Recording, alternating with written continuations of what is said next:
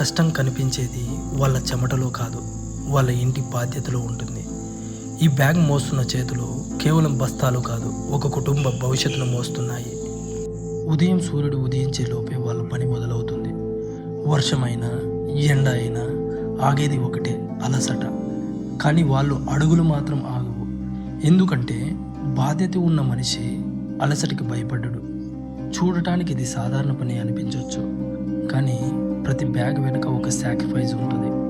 ప్రతి చెమట బొట్టు వెనుక ఒక డ్రీమ్ ఉంటుంది.